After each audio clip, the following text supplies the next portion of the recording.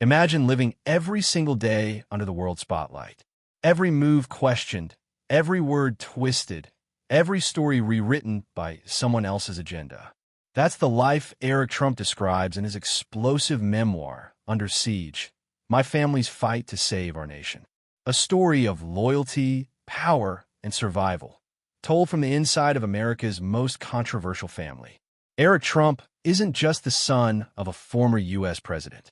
He's the executive vice president of the Trump Organization, a businessman raised in the heart of New York's skyscrapers and boardrooms.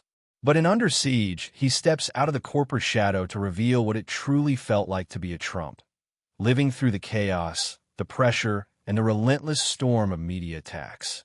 He says his family wasn't just running a company. They were defending their name, their legacy, and their version of America. Eric takes readers back to his childhood, when lessons of hard work, confidence, and resilience were drilled into him by his father, Donald Trump. He recalls watching his dad build towers and negotiate deals, moments that shaped his belief that nothing is impossible if you refuse to quit. But behind the golden towers was a family constantly under watch. Even as a child, Eric knew being a Trump meant never showing weakness. The book dives into the unforgettable political storms of 2016 and 2020.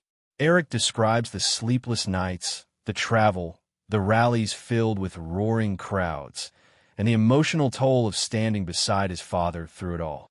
He writes of the pride he felt watching his father take on Washington, and the heartbreak that followed when the media turned them into villains. To Eric, it wasn't politics, it was personal. He saw his family fighting not just for an election, but for what he calls the soul of America. Throughout Under Siege, Eric calls out what he believes is the greatest enemy his family ever faced, the media. He paints a picture of constant distortion, endless accusations, and a press that, in his words, didn't want to report, they wanted to destroy. He describes the exhaustion of living in headlines that felt like traps, the frustration of watching lies spread faster than truth, and the pain of knowing the world only saw half the story. Then comes one of the book's most dramatic moments, the FBI raid on Mar-a-Lago. Eric recalls the morning he got the call, the disbelief, the shock, and the fear that his family's home was no longer safe. He writes that this was the moment everything changed, when the political battles became deeply personal. He felt, as he puts it, that the system was no longer just after his father. It was after all of them. To Eric, this wasn't politics anymore. It was survival. Beyond the headlines, Eric also opens up about the Trump business empire, from golf resorts to skyscrapers, and the struggle to keep it all intact while the world watched. He reveals the pressure of running billion-dollar projects under investigation, the loyalty of longtime employees, and the fierce love for a brand built over decades. For Eric, business was never just about profit. It was about legacy, a legacy he refuses to see destroyed. Despite the chaos, one theme runs through every chapter: family. Eric speaks with deep emotion about his siblings, his mother, and his father. He portrays Donald Trump not as a politician, but as a fighter, flawed, stubborn, but unbreakable. And he describes his mother and siblings as the quiet force that kept them moving forward, even when the world seemed to be burning around them. In the end, Under Siege isn't just about politics. It's about loyalty, the kind that doesn't fade when things fall apart. Eric's message is simple. If you believe in something, fight for it. He argues that America is worth defending, even when it feels like the odds are stacked against you. He admits the family made mistakes, but insists their intentions were rooted in love for the country, not greed or fame.